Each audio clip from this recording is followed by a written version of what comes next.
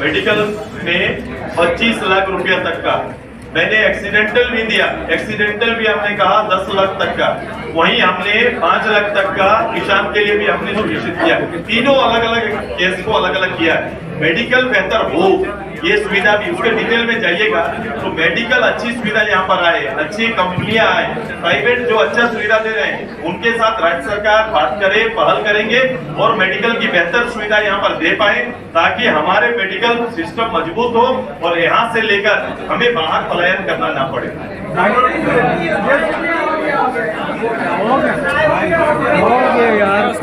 उसके लिए भी है, बिल्कुल बहुत अच्छा सवाल आपका। मैंने अभी तक, सुन लीजिए, अभी तक कोई भी योजना में गड़बड़ होता है, अराजकता होता है, उसमें हमेशा अधिकारियों की टीम बनाई जाती है, अधिकारी की टीम बनाई जाती है और जांच का हिस्सा होता है। मैंने पहली बार कहा पंचायत से लेकर, मैंने पंचायत के अंदर में, आप देखेंगे कि पंचायत के अंदर में, पंचायत से लेकर सचिवालय तक अगर किसी तरह की योजना या किसी विषय में किसी तरह का भ्रष्टाचार पनपेगा या सुनाई देगा या दिखेगा, उसके लिए मैंने जनप्रतिनिधि और अधिकारी दोनों को संयुक्त रखा है और दोनों की संयुक्त टीम रहेगी। केवल कोई अधिकारियों की टीम नहीं रहेगी बल्कि जनप्रतिनिधि भी उसका हिस्सा होंगे। ये तैयारी रहेगा, अब हटाएंगे तो हटेगा और ये पूरा जहां भी आपका जमीन है वहां पर वो एक रिकॉर्ड पासबुक के रूप में रहेगा। ये तैयारी हमारा। और इसका रजिस्ट्रेशन जो आगे जाना पड़ता था, आपको मुख्यालय में जाना पड़ता था, रजिस्ट्री कराना पड़ता था, अब उसके लिए जाना नहीं पड़ेगा। तो स्पेशल पावर एक रजिस्ट्रार का देके सीओ के माध्यम से ही हम इसको कराने की तैयारी।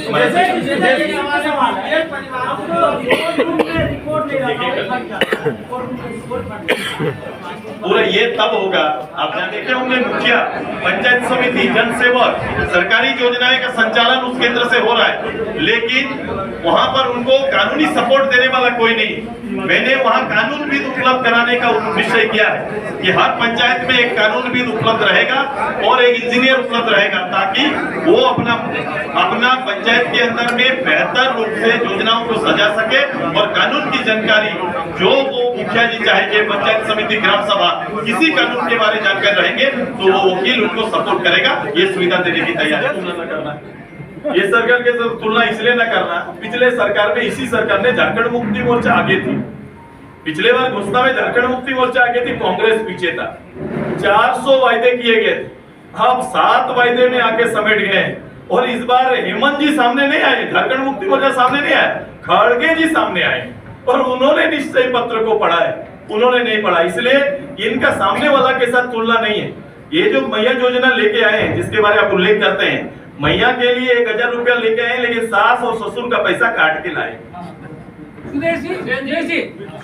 मैंने एक नए तरीके से मैंने बोला ना, कभी भी राज्य सरकार या कोई भी गवर्नमेंट आई, रोजगार कहां से आएगा, केवल गवर्नमेंट पोस्ट को होल्ड करके बैठ के उसकी गिनती लोग बताते हैं। मैंने क्रिएट किया आपको कि रोजगार सृजन का आधार मेरा क्या होगा।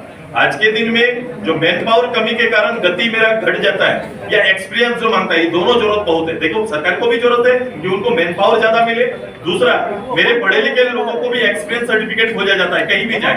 मैंने अगर डिग्री कर लिया, डिप्लोमा कर लिया, मैंने कोई पढ़ाई प्रोफेशनली पढ़ाई कर ली, तो प्रोफेशनली हमारा अगर ट्रेनिंग विशेष ना होगा तो मुझे रोजगार देने में बड़ी बड़ी कंपनियां हिचकती है। मैं गवर्नमेंट के अंदर उनके लिए रास्ता खोज रहा हूँ। मेरे यहाँ काम करने वाली सरकारी योजना, मान लो सड़क बन रहा है, सड़क बन रहा है तो सड़क की कंपनी को मेरे एग्रीमेंट में पहले होगा कि आपको 1% 2% इंसेंटिव आपको वहां के नौजवानों को आपको रखना पड़ेगा और उसी के तहत देते हुए मैं उनके लिए वहां पर 3 साल का उनका एक कोर्स तैयार करेंगे, ताकि 3 साल तक वो काम करना सीखे और जो अच्छा करेंगे वो हो सके सरकार में रह जाए, उस एजेंसी के रह जाए या कहीं भी जाए तो गवर्नमेंट सर्टिफिकेट के साथ जाए।